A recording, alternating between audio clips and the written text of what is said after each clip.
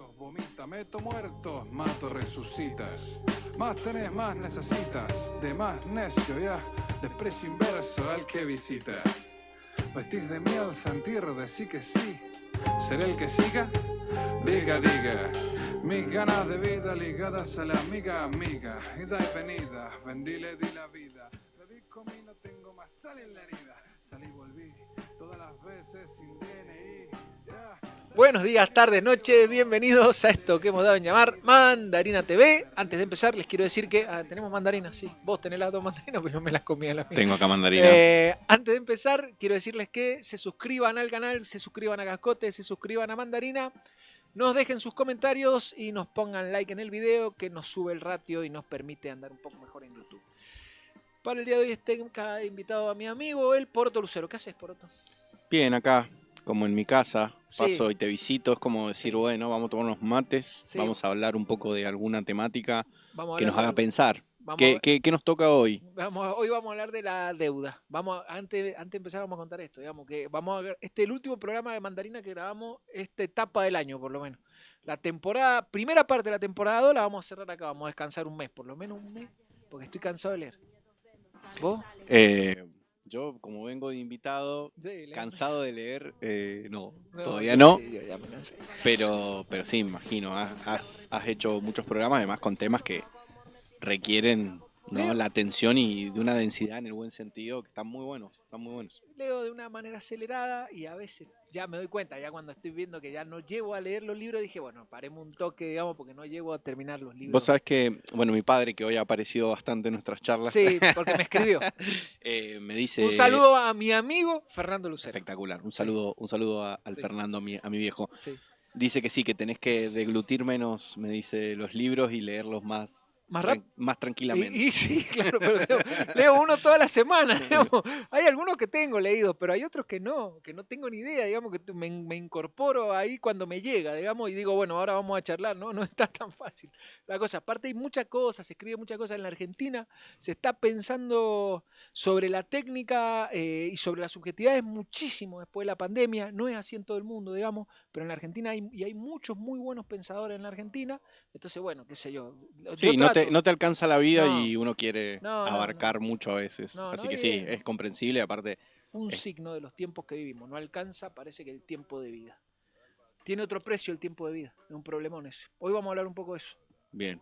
Hoy vamos a hablar de cómo se captura el tiempo de vida. Veníamos hablando de la deuda. Hemos hablado bastante de la deuda. Tuvimos a la Lucy Caballero acá. Y la deuda en el fondo es una forma de capturar el tiempo de vida. Nada más que en vez del tiempo de vida hacia atrás es la captura del tiempo, como el salario que capturaba el tiempo de vida hacia atrás, digamos, porque te pagaban el salario después que vos habías trabajado. La deuda es una forma de captura del tiempo de vida hacia adelante. Entonces debería tener otro precio, digamos. Sí, y es un mecanismo también de control y de, Sí. y digamos, y de dominio. Es un Lo ha mecanismo, sido. Deleuze decía que era un mecanismo de control social, sin ni hablar. Pero vamos a hablar de la deuda y el Estado. Vamos a hablar de la deuda y de cómo se fueron generando a partir de la dictadura militar mecanismos que permitieron vivir esta vida absolutamente financiarizada que tenemos ahora. Bien, Bueno, me gusta y también voy a hacer algunas preguntas perfecto. sobre esto. En el día de hoy vamos a hablar de este libro que se llama La dictadura del capital financiero, del amigo Bruno Nápoles, que ha sido muy amable en estar acá hoy presente. ¿Qué haces, Bruno? ¿Cómo estás? A ver si me escuchan ahí. Sí, ¿se escucha? Sí, se escucha bien. Sí, perfecto. ¿Se ¿Cómo ve están? Muchas gracias. Un honor hablar con ustedes. No, para No, nosotros. un honor para nosotros. Para nosotros es un gustazo que vos estés acá hoy. Si te moves mucho, se ve mal, pero escucharse se escucha perfecto. Perfecto. Perdón. ¿Qué haces? ¿Cómo andás? Bien. Escuchándolos atentamente y pensando en estas formas subjetivas de sujeción de lo que significa la deuda. Ajá. La deuda es un problema grande del capitalismo de los últimos 50 años, sobre todo de la crisis de los 70 para acá.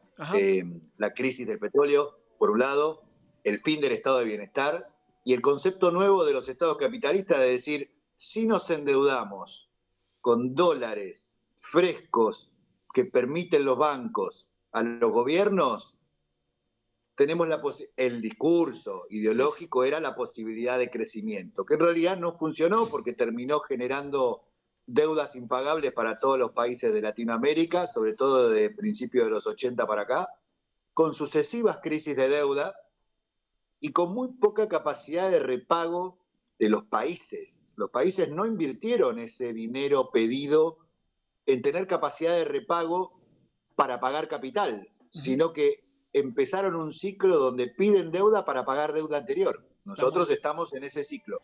A mí, En medio de ese ciclo.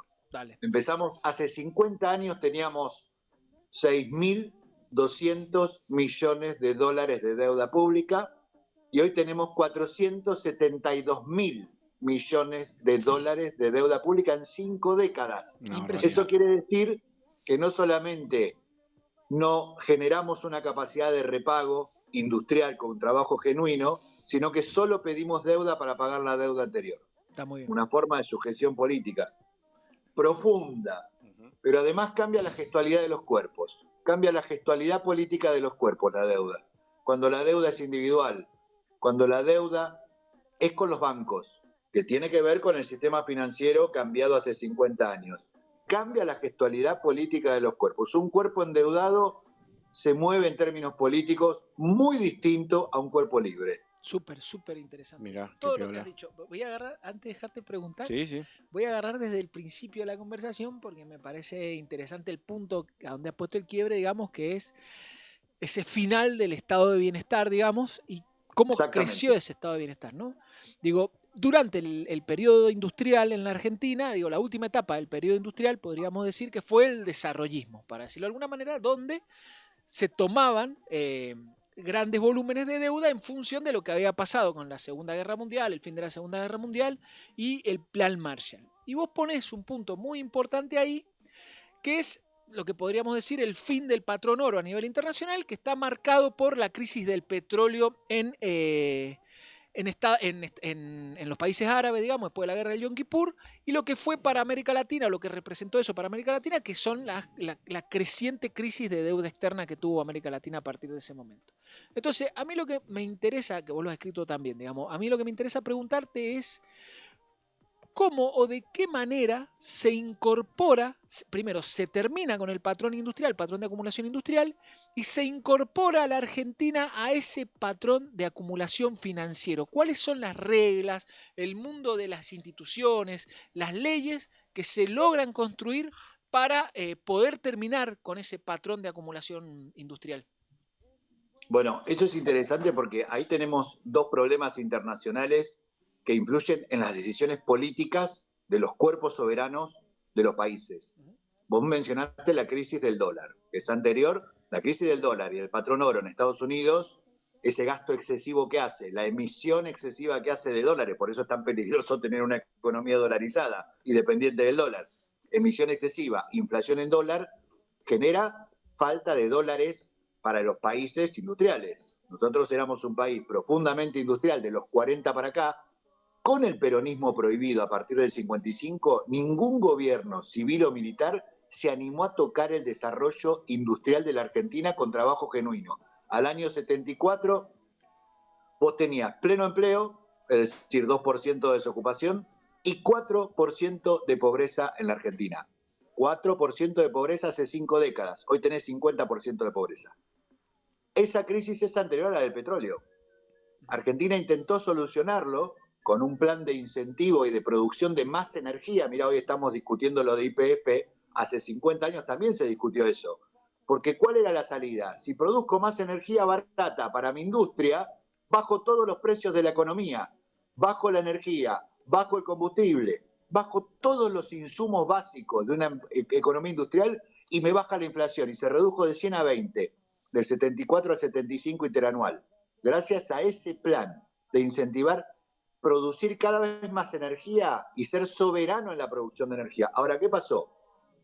Cuando aparecen los petrodólares y se decide el fin del estado de bienestar, recordá que los países de Latinoamérica fueron influenciados por la Escuela de Chicago, primero en Chile, luego en Argentina, luego en Uruguay, en distintos países donde Estados Unidos incentivó primero los golpes de Estado. Esto por suerte ya está todo estudiado, está todo desclasificado, la ayuda que dio para imponer golpes de Estado en en distintos países y países proclives a tomar deuda solo especulativa, es decir, que no sea reinvertida y que sea solo para pagar deuda anterior. Ese es un proceso muy interesante.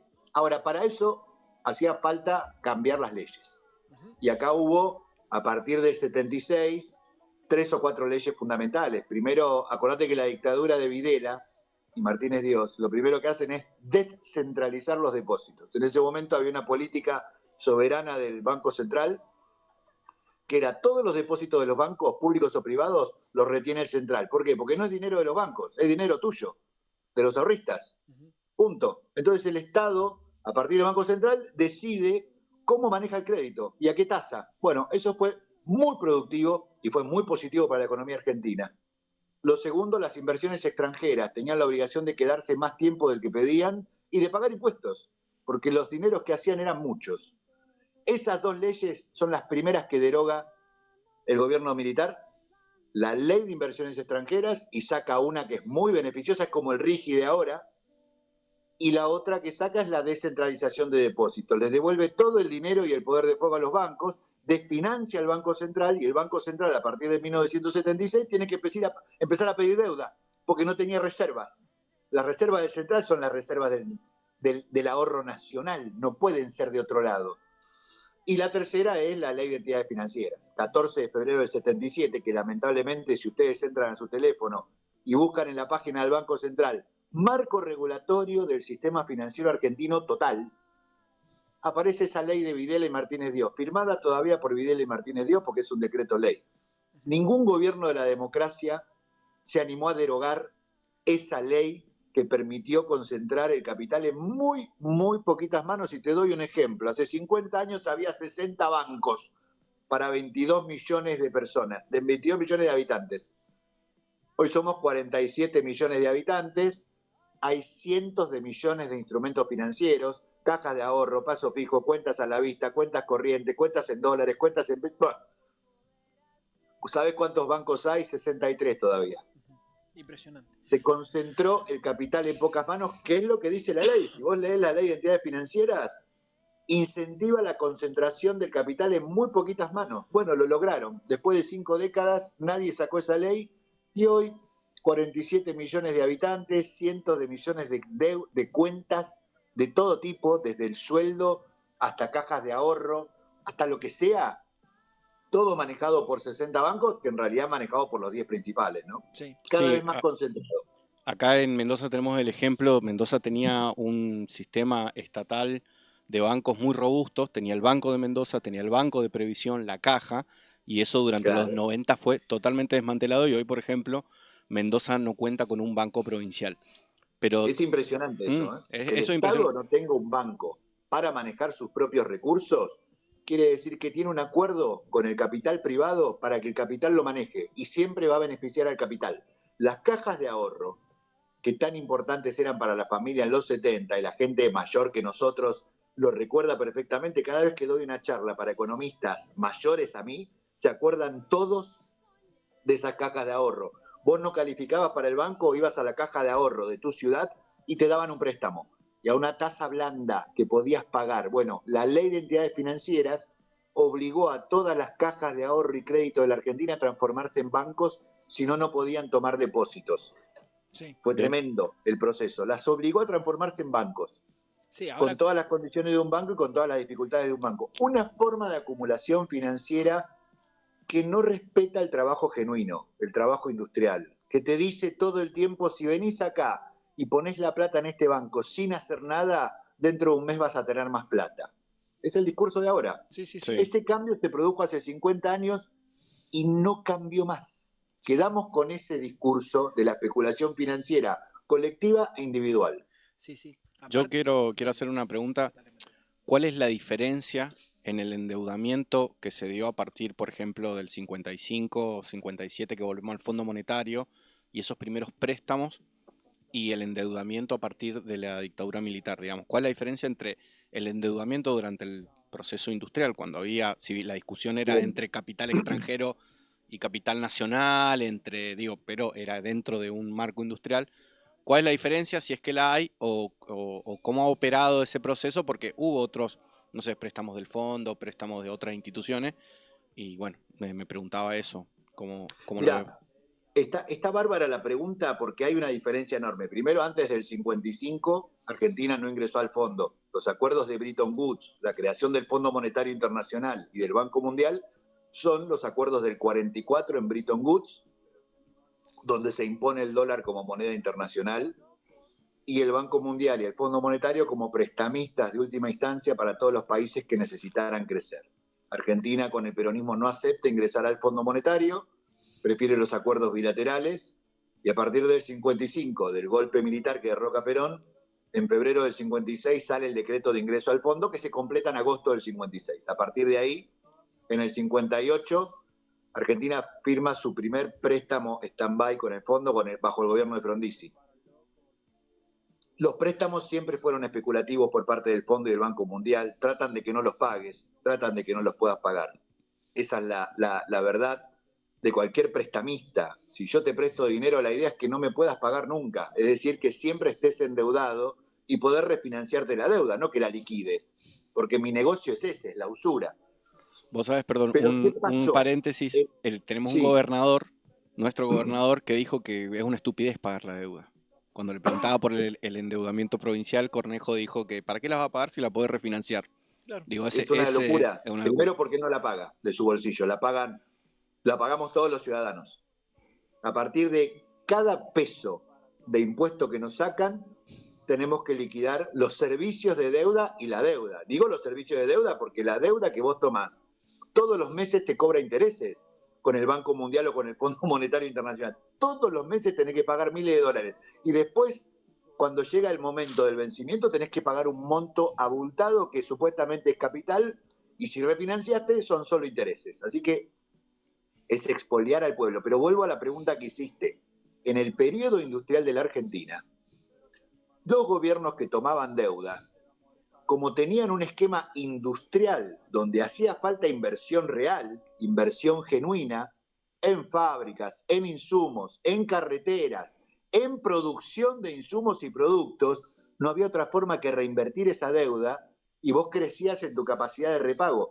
Hasta el gobierno de Onganía hizo eso. Ilia directamente ni siquiera tuvo que pedir. En los 3 años del gobierno de Ilia, es el único periodo, y después en el de Néstor Kirchner, en el que no se le pidió plata al Fondo Monetario Internacional, lo cual fue muy mal visto por el fondo. Pensá que Ilia está del 63 al 66, y cuando asume Onganía, el fondo vuelve con todo, pero vuelve con más exigencias. Así todo, durante el periodo de Onganía, la deuda creció mucho, se duplicó de 3.000 millones a 6.000 millones de dólares, pero lo cierto es que había dónde invertir, dónde hacer inversión genuina. A partir del 76, con los cambios operados en la legislación y con la destrucción de parte de la industria, ese dinero que entraba era para especulación. Llegaban los dólares a los bancos y si vos eras un cliente de un banco, el banco te los ofrecía a vos, no a tu fábrica. Claro. Te decía, tomá $10.000, andá a la ventanilla de al lado de este mismo banco y volvé a invertirlo a tal tasa. Y dentro de un mes venía a buscar los intereses. Claro. Fue un negocio redondo. Sí, y uno dice, pero Bruno, ¿dónde estaría el negocio si el banco te presta plata y después te tiene que dar más plata? Primero porque el banco gana con el split, porque la plata que te da vos la recibe en la otra ventanilla y la presta a otro. Con lo cual la diferencia del multiplicador de dinero sigue generando. Pero además la ley de entidades financieras, en el artículo 56, que eso es lo que yo explico en el libro, decía que un banco podía tomar depósitos en la moneda que quisiera y a la tasa que quisiera. Si quebraba el banco, el 100% de la garantía estaba dada por el Estado. Es decir, que fue un negocio fundar un banco en el 77 y quebrarlo en el 79, porque todo lo pagaba el Estado. Y de hecho los números están ahí. Busquen los números de los bancos. Había 63 bancos en el 67, en el 79 había 180.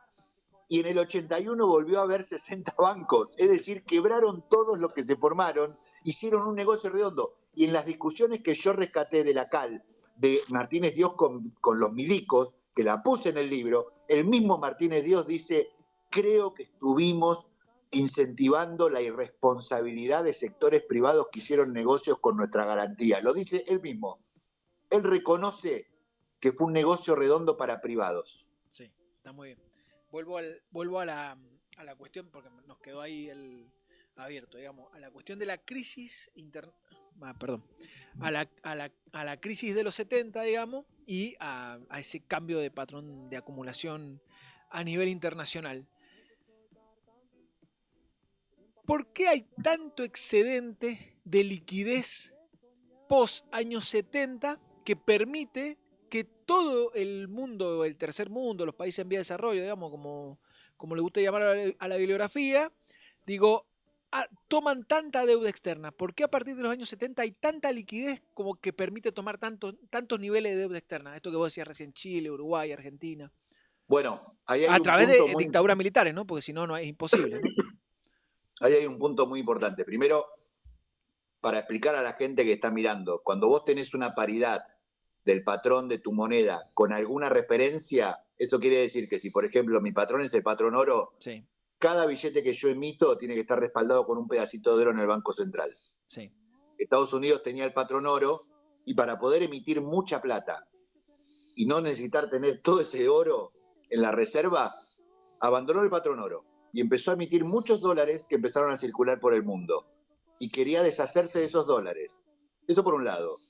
Por otro lado, los países productores de petróleo, luego de la guerra con Israel, deciden, a partir del apoyo de Estados Unidos y de Europa a Israel, y no a ellos, aumentar, duplicar, triplicar el precio del petróleo. Con lo cual, una economía mundial basada en la industria real necesitaba combustible, petróleo, ¿sí? Combustible constantemente. Al aumentar o triplicar el precio del petróleo, esos países árabes, la OPEP, la Organización de Estados Petroleros, empezaron a ganar miles de millones de dólares porque los países necesitaban seguir comprando petróleo, pero era un petróleo carísimo. Y esos dólares fueron a los bancos norteamericanos. Y esos bancos norteamericanos, al estar rebosantes de dólares, dijeron, ¿dónde los podemos colocar? En países del tercer mundo que después tengan que vivir durante mucho tiempo solo para pagarnos estos dólares que les vamos a dar. Ese es el comienzo del fin del estado de bienestar y el comienzo de las crisis cíclicas de deuda. Los dólares son petrodólares que van a parar a los bancos porque los jeques árabes no los guardan debajo del colchón. Digo, no se compara nunca la economía de un país con la economía de una familia. Eso que hacen los economistas es una canallada. Decir, no, esto es como tu familia, ¿viste? Cuando a vos te sobra. No, no es así. Un país tiene formas internacionales de guardar su ahorro nacional y una es el sistema financiero internacional. ¿Para qué? Para que genere más dinero. Los países ricos generan depósitos en otros bancos internacionales para generar solo más dinero sin hacer nada, con la especulación. Bueno, eso fue lo que pasó. Empezaron a sobrar dólares y el lugar ideal era el tercer mundo. Sí. Y si no aceptaban eso, con un buen golpe de Estado, había que cambiar ese gobierno que no aceptaba los dólares financieros y obligarlos a tomar deuda. En Argentina pasó eso, en Chile pasó eso, en Uruguay también, en Brasil ya existía un golpe, una dictadura, pero esa dictadura fue más industrialista, sí. Respetó mucho más la industria que nuestro país o que Chile o que Uruguay, eso es muy particular también, de militares más nacionalistas, ¿no?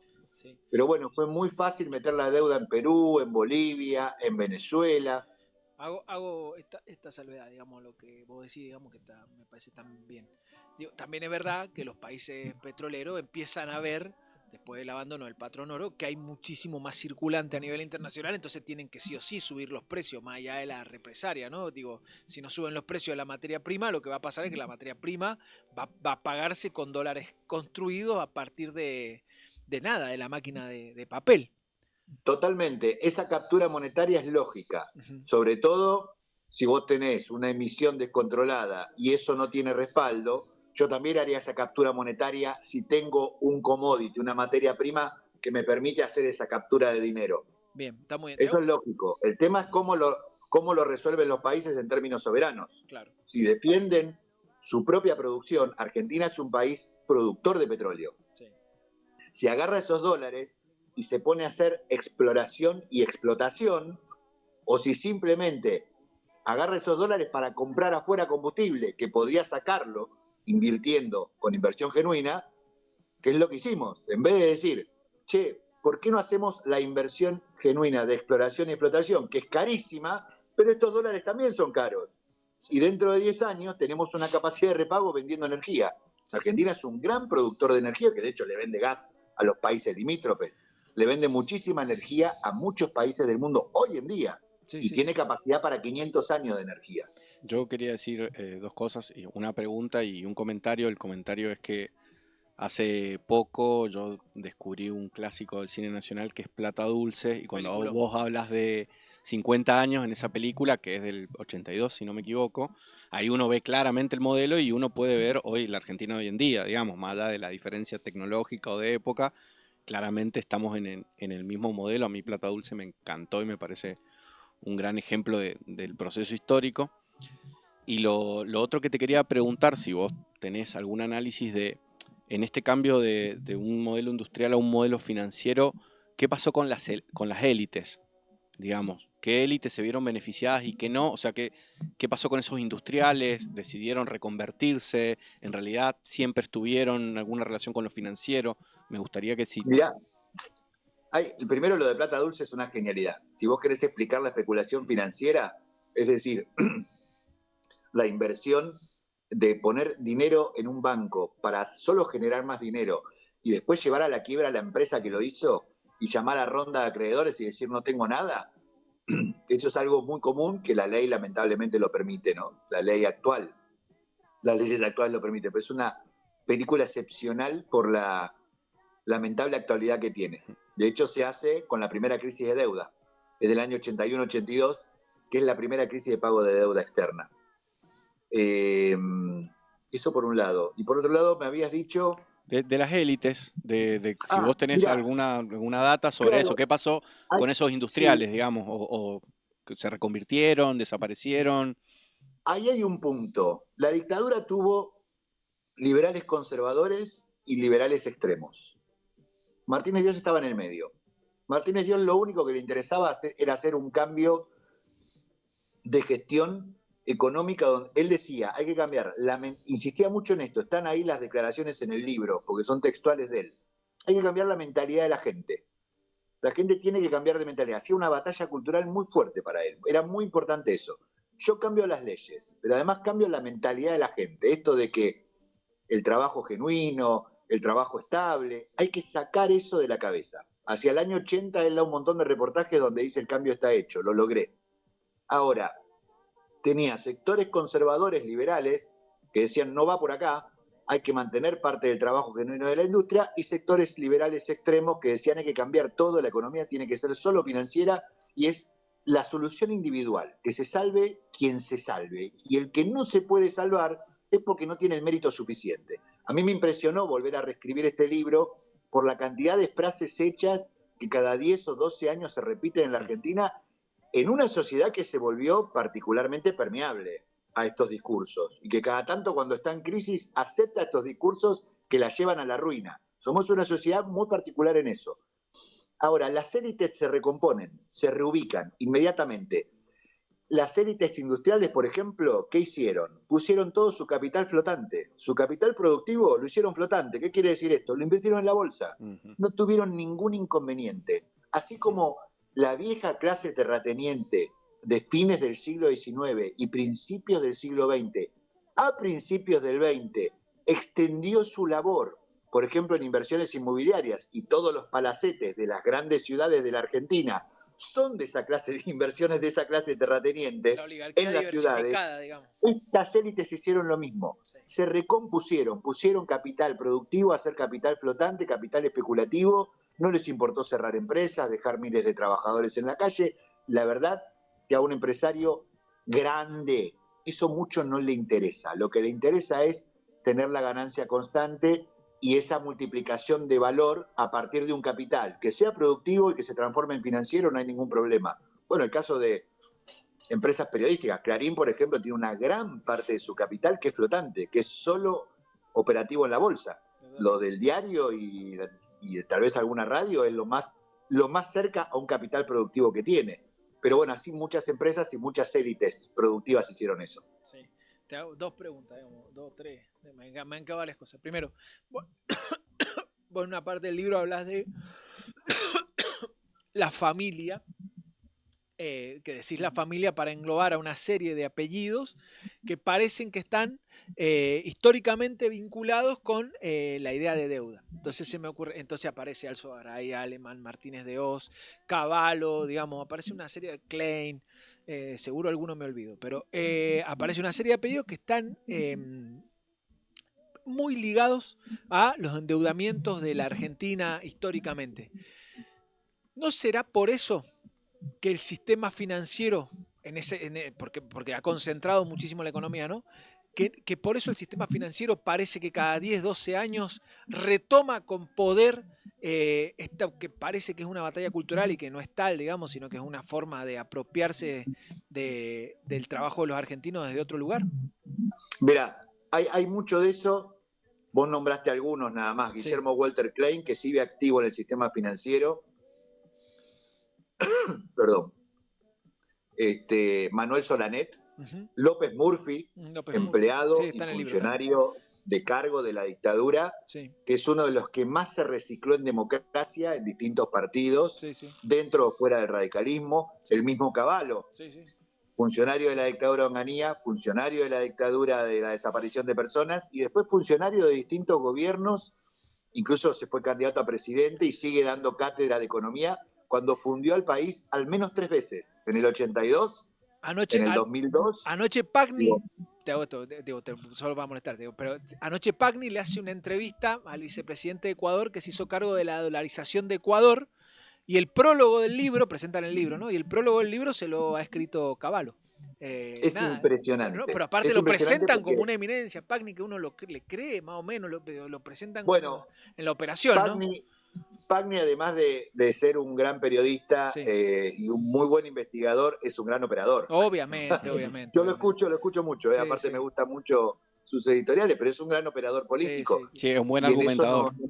Tremendo. Gran argumentador. No, pero si yo quiero que alguien me opere, quiero que me operen así, digamos, con los datos, con la prolijidad. Pero digo, fíjate que Domingo Cavallo fundió el país en el 82 con la igualación de la licuación de la deuda en pesos de las empresas.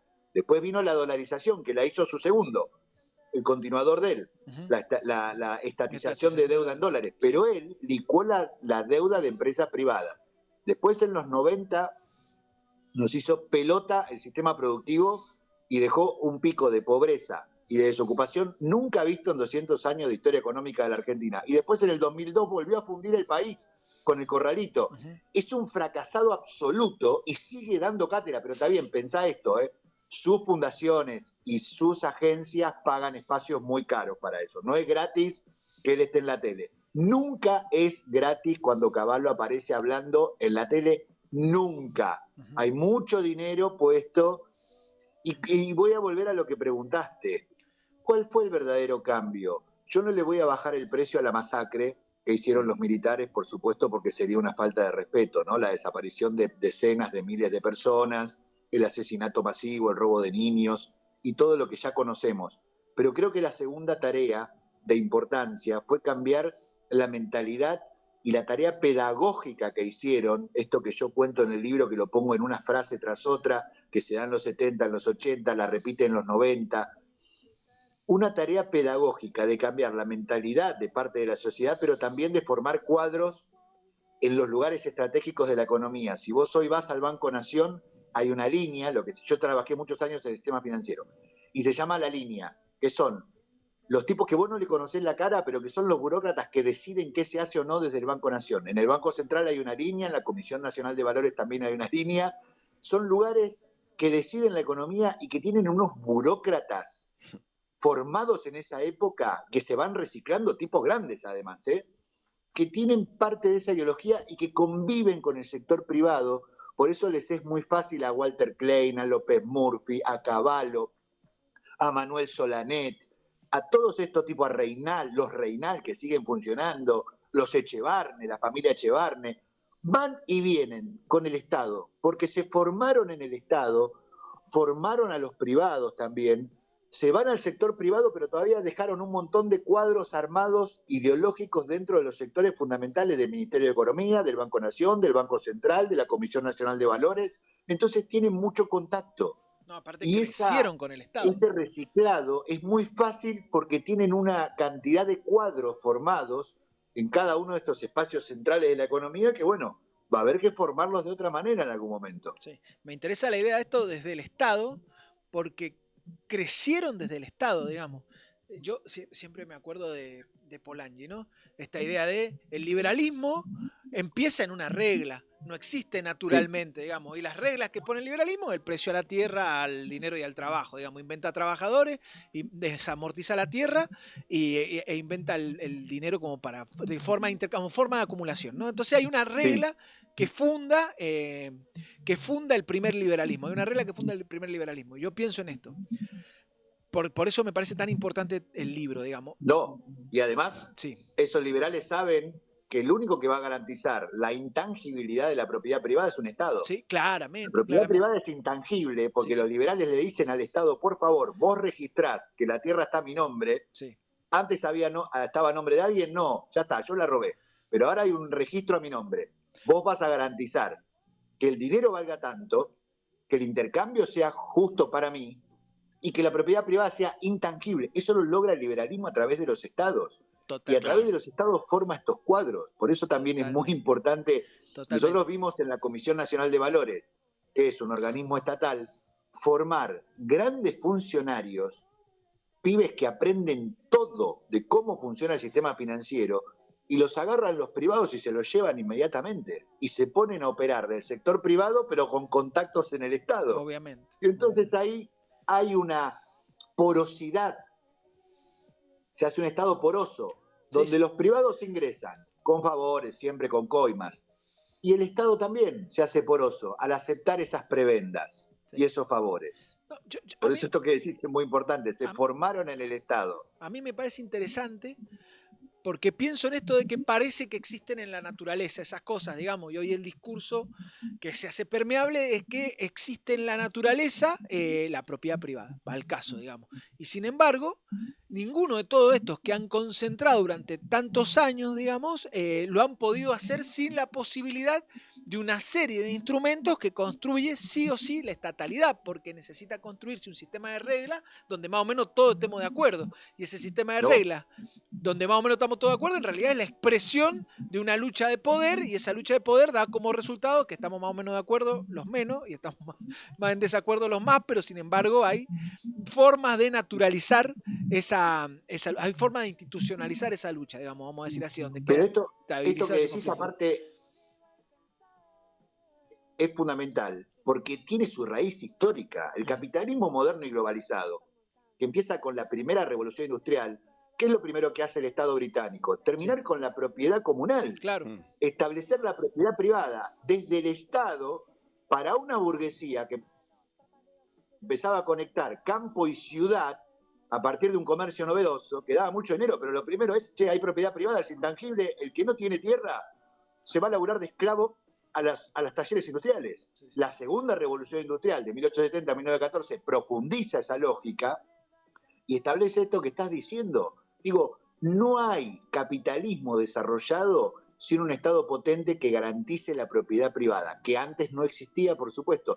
Y vos fíjate qué extremo que es esto, que el muchacho que gobierna ahora la Argentina, que anunció que iba a ser el destructor del Estado, en realidad es un estalinista, es un hombre de la economía planificada, se mete con los precios principales de la economía y los regula del Estado como si fuera Stalin o el dictador de Corea del Norte, de Kim Il-sung. El precio del dólar en una economía bimonetaria lo regula él desde el Estado, no lo deja libre. Mentira que es libre. No tiene banda de flotación, de hecho, la banda de flotación es una regulación. Claro, y el precio de los salarios, que son otro precio central de la economía, ¿por qué? Porque todo lo que vos midas de si está caro o barato es en relación a los ingresos populares. Ustedes dos son lectores de economía y esto lo saben. Yo puedo medir si algo está caro y barato no en función de la paridad internacional del dólar, sino en función de los ingresos. ¿Cuánto pan puedo comprar y puedo comer por mes? ¿Cuánta luz puedo pagar y cuánto puedo viajar? Listo, en función de mis ingresos es si las cosas están caras o no, no en los índices inventados del INDEC. Bueno, si yo me meto con el precio del salario, desde el Estado estoy siendo una economía planificada, socialista. y se mete en todos los órdenes, en términos políticos, en términos de vigilancia, en términos... Fíjate lo estatista que es este muchacho que venía con una promesa bastante interesante. Tal vez su promesa más interesante era terminar con la casta, algo que no me desagradaba, y ahora resultó ser el rey de la casta y un estatista profundo, casi estalinista. Eso impresiona, ¿no? Y es muy interesante para analizar de acá a futuro. Yo quiero hacer un comentario, un pensamiento con respecto a esto de la batalla cultural y lo financiero, que me parece que también hay una realidad material que hace que permee el discurso financiero en la población. Pienso en el 2020, durante la pandemia, todo lo que fue el Bitcoin, las estafas piramidales, donde gente invertía, por ejemplo, en Bitcoin, que era obviamente una burbuja, y dejaba hasta sus trabajos. Y uno, si lo piensa, hay cierta lógica por la calidad del trabajo, digamos, porque hoy el trabajo ha dejado de ser lo que era antes. Entonces me parece que más allá de una cuestión de batalla de ideas, hay una realidad material que permite que estas ideas de que, bueno, de que entre un trabajo que no te permite ni lo mínimo y una promesa, que es una falsa promesa, de vivir de lo financiero, hoy que encima los instrumentos financieros para mí están más accesibles, por lo menos en términos, en la tecnología, me parece que eso también ha sido parte del proceso. No solo una batalla cultural. Hay algo, ustedes comentaron al principio de esta conversación los cambios que generó la pandemia. Eso creo que dentro de unos años vamos a poder ver los profundos cambios que generó la pandemia. Todavía no los podemos mensurar. Hay algo en la subjetividad de las personas que al alejarnos no solamente de los cariños, sino alejarnos del dolor del otro, por ejemplo, un ejemplo chiquito, pero muy grave. Se moría alguien y vos no podías ir a despedir a tus muertos. Eso es alejarte de un dolor que es milenario en el ser humano, que es genético. De hecho, las comunidades de 100.000 años que trataban a sus muertos ya son pensadas como comunidades diferentes a las anteriores. Las que tratan a sus muertos que las que no los tratan. Esa lógica de romperse por un encierro forzoso y en algún momento y en algún punto también innecesario por desconocimiento, generó cambios profundos en la subjetividad y en las formas de absorción de la información a través de los teléfonos, a través de las pantallas, la vida en la pantalla. Y hay cambios en la estructura de entendimiento y cognitivos que todavía no podemos mensurar, pero que dentro de unos años muy buenos estudios seguramente nos van a decir qué desastre generó. Respecto de lo económico, había 20 fintech, es decir, financieras tecnológicas antes de la pandemia. Al finalizar la pandemia había 350 fintech, o sea, cientos de billeteras virtuales y medios de pago que no están regulados por ninguna ley. Los bancos, tanto los bancos materiales como los 4 bancos virtuales que existen, hay solo 4 bancos virtuales que funcionan como un banco clásico, pero dentro de una pantalla. Eso no es una fintech, ni es una billetera virtual. Bien. Una fintech es una financiera tecnológica como Mercado Pago, Ualá, Modo, Tarjeta Naranja. Hay 360 de esas que se dedican a seguros, a compras, a dar crédito. Los bancos están regulados por una ley, la ley de entidades financieras, y las fintech todavía no tienen ley, no tienen regulación estatal. Y eso también. Pensá que si vos no aplicás para un banco, pero te metés bajás una aplicación de una fintech, vos de golpe tenés un plastiquito, sos otro ciudadano, sos un ciudadano importante porque te da una tarjeta, y te da una tarjeta de crédito y una tarjeta de débito. Hay una forma de inclusión financiera y subjetiva que cambia también la gestualidad política de algunos sectores populares que dicen, bueno, pero me aceptó alguien, no me aceptó el banco, pero Mercado Pago me da crédito y me deja pagar en cuotas y me da una tarjeta de crédito. Es impresionante el cambio en lo subjetivo por esto que están señalando ustedes ahora. Ustedes están diciendo, ojo, que las condiciones tecnológicas están habilitando la especulación financiera. Bueno, estas condiciones tecnológicas están habilitando los cambios de la subjetividad, la gestualidad política de esos cuerpos que de golpe se sienten incluidos porque tienen un plástico. Y no es menor eso. Los bancos se quedaron con la banca corporativa, se quedaron con los grandes clientes y le dejaron a las fintech a las financieras tecnológicas como Pago Pago, Ualá, Naranja y Modo y todos esos, todos los sectores que los bancos ya no quieren tomar. Ni le quieren dar crédito, ni le quieren dar cuotas. Eso es impactante cómo se repartieron un mercado dispuesto y necesitado de dinero y de crédito, ¿no? Sí, a su vez el prestigio que adquieren esas actividades. Hoy, mi generación, incluida la tuya, yo creo que es imposible pensar en un joven, digo, en términos de pensar de vocaciones o profesiones, que diga quiero ser broker o quiero ser financista. Digo, por ejemplo, esas mutaciones en la subjetividad que para nosotros después uno podría volverse más grande y más conservador, pero creo que antes las juventudes conservaban cierta utopía, cierto sueño, pero hoy vemos que hasta han ganado prestigio ciertas cuestiones, ciertos gurús financieros, y es impresionante. Yo a veces tiendo a pensar, obviamente, como vos decís, con los años, que si no estaremos viviendo una mutación del estilo que hubo con el protestantismo que hablaba Weber en el capitalismo, este paso de esta idea del feudalismo al capitalismo, al individuo, digamos, meritocrático, productivo, si no estaremos asistiendo a una mutación tan profunda como esa. Yo a veces me lo pregunto, a veces digo que no, a veces pienso que sí, pero bueno. Te aclaro que hay muchos que te lo están contestando hoy, digamos, Varoufakis en principio. Bueno, sí, pero pará, pensalo en términos más amplios, en términos temporales. Sí. Y ahí sí podés llegar a ver un cambio. Los cambios no son de golpe y después los procesos, los historiadores le ponemos nombre a los procesos para más o menos ubicarnos. Vos hablaste de brokers y es una cuestión de edad. Hoy se llaman traders. Bien. Pero son los brokers de los 90. Los primeros brokers surgen en el 94-95 a nivel mundial. Operadores que a través de un teléfono contactaban desde un banco a privados para decirles trae la plata acá o es más, ponela en otro banco amigo y hacemos una triangulación y vos ganás dinero. Esos son los brokers. Nacen en los 90. ¿Y qué pasó en los 90? Se cayó el muro de Berlín, se globalizó la economía y fue el triunfo del neoliberalismo.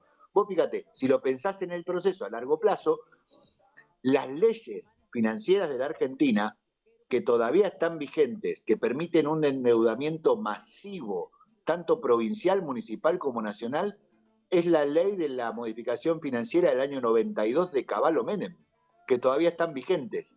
Y en el 93-94 tenemos los primeros brokers y aparecen en Argentina los yuppies, esos jóvenes que querían ser como los brokers norteamericanos. Bueno, hoy se extendió, hoy se hacen llamar traders, mezclan un poco lo que es la cultura urbana con la posibilidad de salir todo el tiempo en tu teléfono y ofrecerte multiplicar tu dinero sin hacer nada.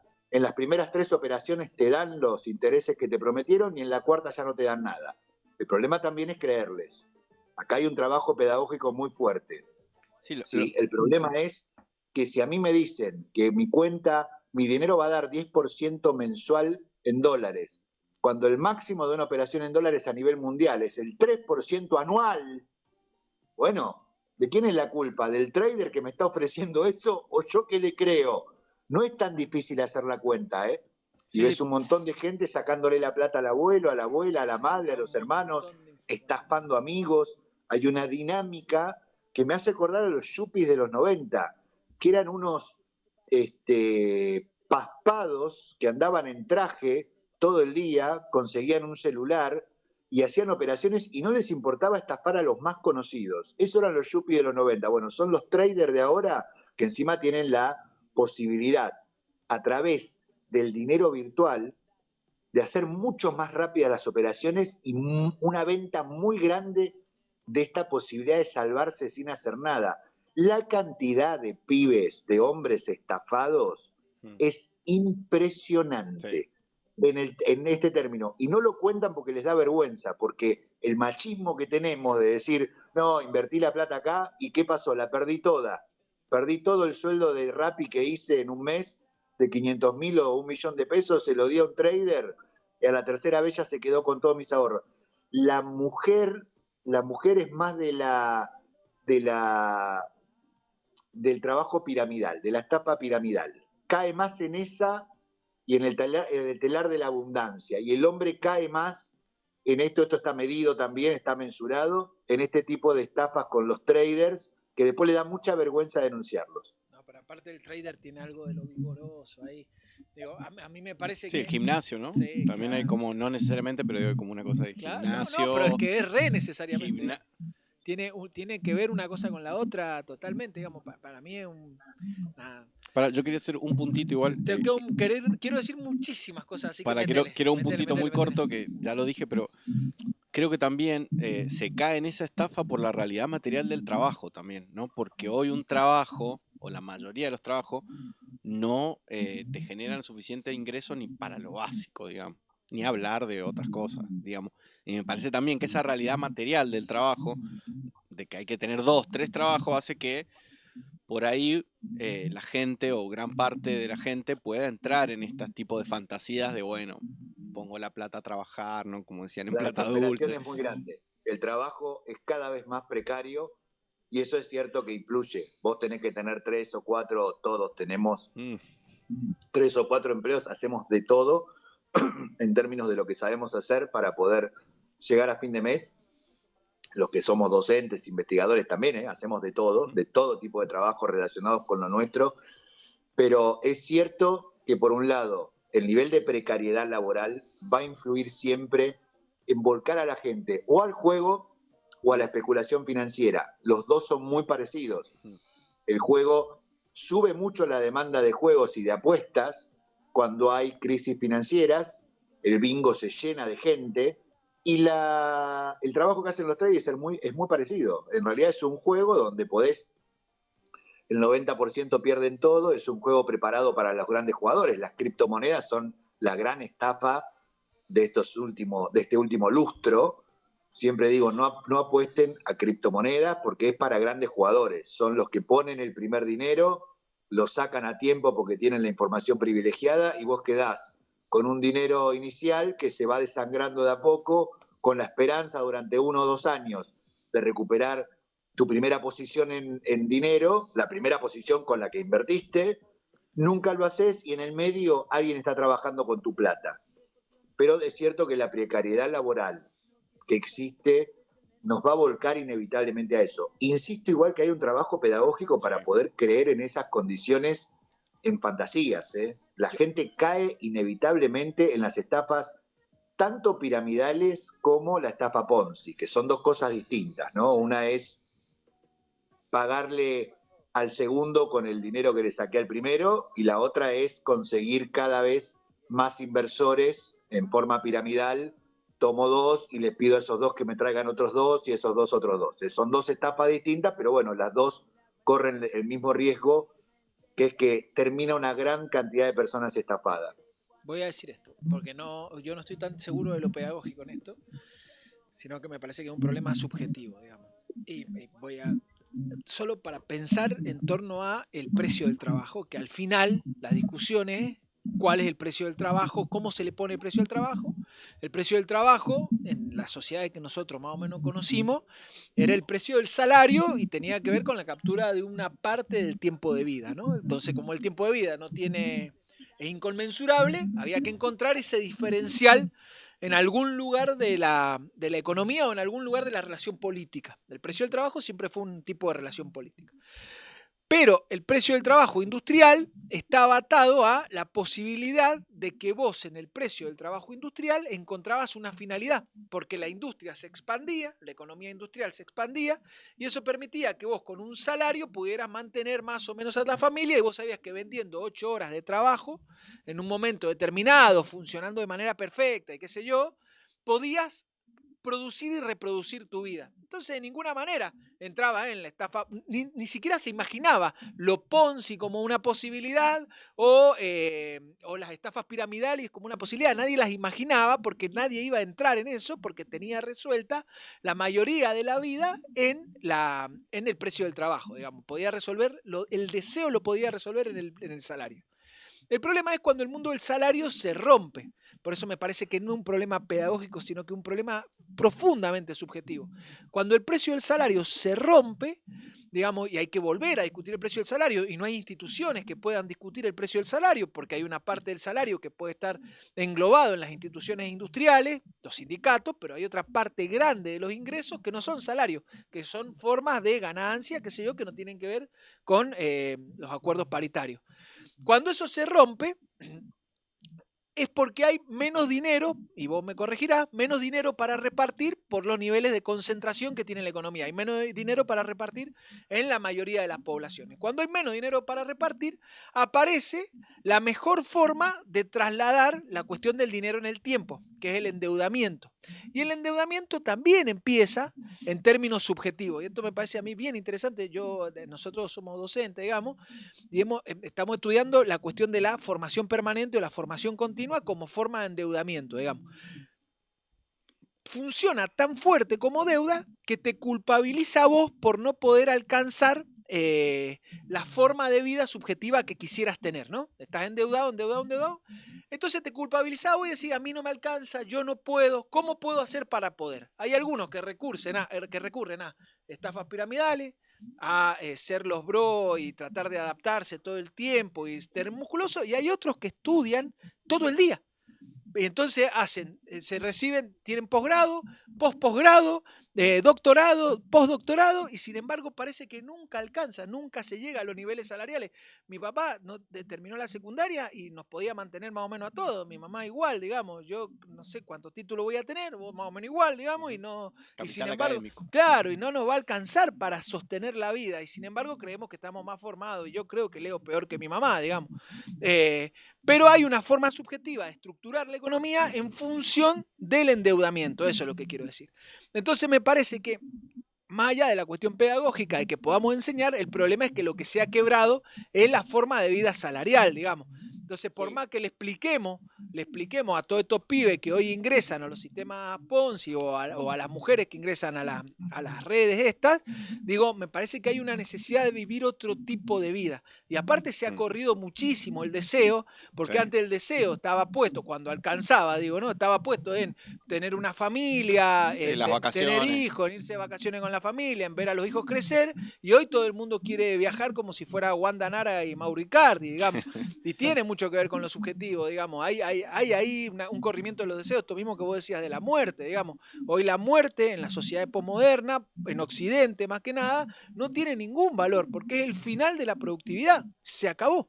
Se terminó acá, entonces el muerto es quemado, cremado, venimos hablando de esto hace varios programas. Digo, porque ha perdido la valoración, digamos, no hay una trascendencia, no existe nada después, si no consume no sirve. Digo, y me parece que ahí hay un juego subjetivo que por más que lo podamos explicar, que por más que podamos agarrar un grupo, explicarle, decirle, miren muchachos, no, pero esto es muy importante, podríamos resolver casi todo si fuera un problema pedagógico, digamos, que nos juntamos todos y nos explicamos cómo es y se acabó. Me parece que el problema es que hay una forma de acumulación que se ha terminado, que se ha trasladado hacia otra forma de acumulación que es la financiera, y que esta forma de acumulación financiera cada vez concentra muchísimo más la economía, y hay una porción gigante de la sociedad mundial a la que nunca le va a alcanzar para los niveles de deseo que tiene. No sé, digo eso nada más, lo dejo ahí. No, está muy bien. Hay una combinación de elementos que son materiales y simbólicos constantemente en los procesos históricos. Ajá. Y más allá de este señalamiento de las condiciones materiales, que es cierto, el deterioro del trabajo ha sido profundo, también es cierto que hay una gran tarea, insisto, pedagógica, adrede y anunciada por determinados sectores económicos que saben que hay que cambiar algunas formas de pensar. Que esa es la insistencia de Martínez de Oz en todos sus reportajes, en todas sus notas y en todas sus intervenciones públicas. Él está todo el tiempo diciendo, tenemos que lograr cambiar la conciencia de la sociedad para que entienda que esto es mejor que lo que vivieron antes. Para eso hay que cambiar las condiciones materiales, sí, pongámoslos más precarios para que se hagan más conservadores o para que crean que esto sí es la solución. A eso me refería con esa gran tarea pedagógica de estos espacios que después se traslada en términos simbólicos y materiales a nosotros mismos, porque es una tarea que hacemos nosotros. Digo, que hoy un montón de personas se humillen públicamente para poder tener más vistas en un video de TikTok, no los está obligando nadie, lo hacen solitos. Sí, sí. Y el que le cree a alguien, ¿por qué vos no le crees al que te dice, si me das tus $10.000, yo te doy 10% mensual? ¿Por qué no le crees? Capaz Hay algo ahí que pasó que vos Puede no ser. le crees, pero hay algo también que pasó en términos pedagógicos que el 80% de la gente de tu edad sí le cree Puede y va ser. y le da la plata a estos delincuentes. ¿Qué pasó en el medio? ¿Es solo la precariedad? ¿Es solo lo material? Tiene que haber algo más donde la culpa no es de un otro ni es conspirativa, ¿eh?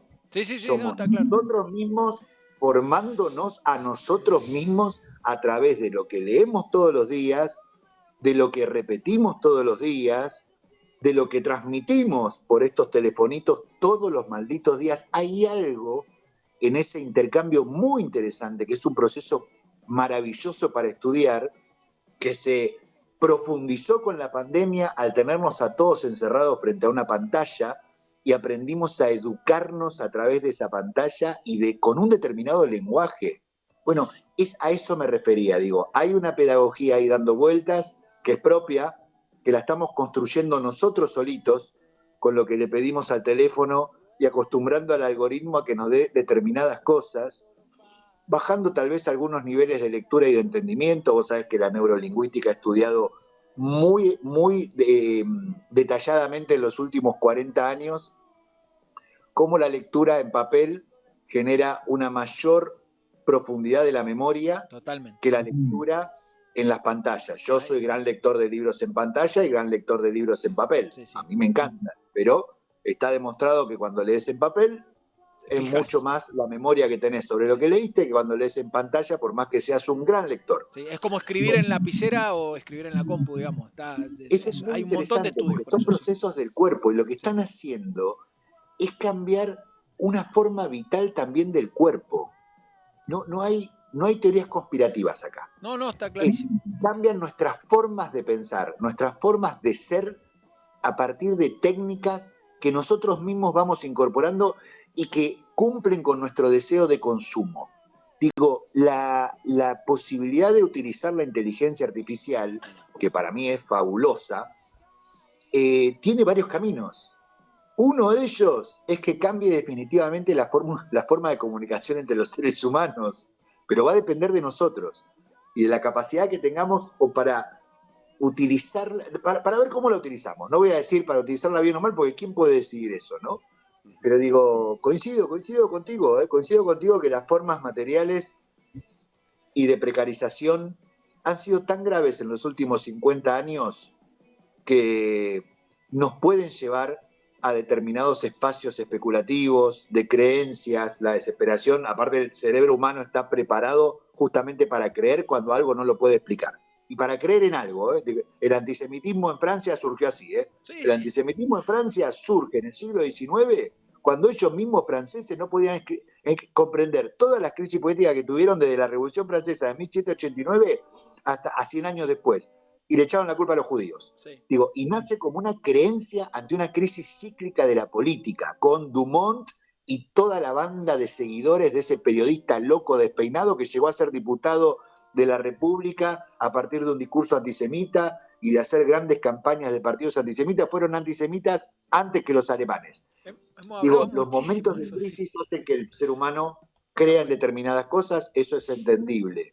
También hay algo que es la dinámica de la tecnología que nos permite ser diferentes, ser humanos diferentes. Y por otro lado, hay sí una intención de determinados sectores, pero dicho abiertamente, por eso yo lo estudio en el libro y lo pongo, de decir, hay que cambiar la mentalidad de la gente, tienen que terminar con la idea de que esto era lo genuino y lo que servía, y lo dicen así, el trabajo genuino, estable, no sirve para nada, lo que hay que hacer es pensar en la salida individual, lo dicen abiertamente de los 70 para acá. Y tratan de aplicarlo y se mueren, son liberales raros, viste, los argentinos, porque odian al Estado, pero se mueren por ocuparlo. se mueren por ocuparlo, sea por golpe de Estado, sea por elecciones. Son liberales que te hablan mal del Estado, lo denostan, dicen que es una mierda, que es una porquería, que tal, pero se mueren por ocuparlo. Y una vez que están ahí, hacen todo lo posible para adaptarlo a su pensamiento ideológico. Hacen una gran tarea pedagógica para eso y ayudan mucho a estos cambios, ¿no? Está muy bien. Venimos hablando de esto, ¿no? Frente a las crisis, siempre hay una reacción simbólica, veníamos diciendo en el programa anterior. Lo va a ver en el programa anterior. Que hablamos de videojuegos igual. Pero a las personas muy conservadoras, no revolucionarias. No, por las supuesto. crisis Totalmente. transforman a las personas en gente conservadora y reaccionaria, no revolucionaria. Totalmente. Las revoluciones, y también lo veníamos diciendo hace algunos programas, tienen que ver con la posibilidad de construir poder de los sectores más de abajo, digamos. Eso es la Revolución Francesa, eso es el 17, eso es el peronismo, digamos, es cuando logran construir un esquema de poder que les permite disputar. ¿Sí? No tienen que ver con la impotencia, las revoluciones tienen que ver con la potencia, digamos. Claro. Sí, ni hablar. Se nos va a acabar la hora. Bruno, he aprendido muchísimo. Ha estado buenísimo. Sí, ha estado súper bueno. Seguro te vamos a volver a molestar para poder seguir charlando algunos de estos temas. No, para mí fue un placer, escucharlos a ustedes. Nosotros dialogar con ustedes, la verdad, un lujo. Todo buenísimo, Bruno, gracias. Un gustazo. Dedicarle tanto tiempo a estos temas que están cambiando la composición de nuestra capacidad cognitiva a partir de eventos económicos. Es impresionante, así que les agradezco mucho el tiempo. Dale. Muchísimo. Dale. Muchísimas gracias, Bruno. Nos vemos pronto. Nos vemos pronto. Saludos. Gracias, viejo. Muchas gracias. Recomendar el librito. Está acá. Búsquenlo. La dictadura del capital financiero, de Bruno Nápole. Es de intervenciones en esta edición que se llama 90 libros en 90 páginas. Tiene muchos libritos buenos la colección, pero este está bueno particularmente. ¿Te gustó? Me encantó. Sí. Te voy a pedir el libro. Sí, tengo este solo, pues me llegó ahí. ¿Me lo prestas? Sí, préstamo, yo devuelvo los libros, no te preocupes. No presto libros, como vos con los... Voy a quedar en deuda con vos. Siempre.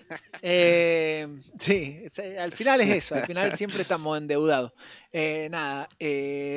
Último programa de esta temporada, vamos a cambiar el fondo y vamos a cambiar la ropa en la que viene, y la mosca, y no sé qué más. Vamos a cambiar cosas.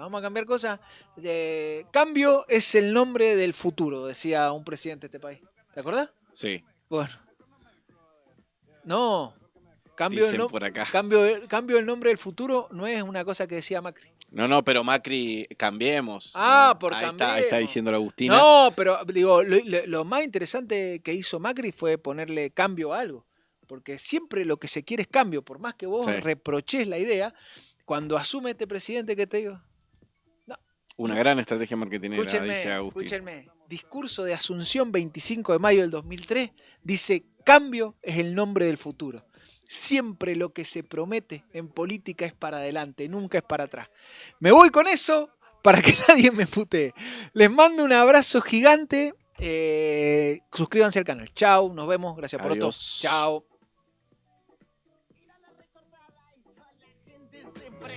Mientras algunos bailan, otros labios se encienden. Cuento 1, 2, 3, todo cuyo presente hasta que el sol salga no la damos de frente. Tírala del duende, hace los honores, los armas, los prendas de aprendedores. De que dependen si están al pendiente de los ganadores.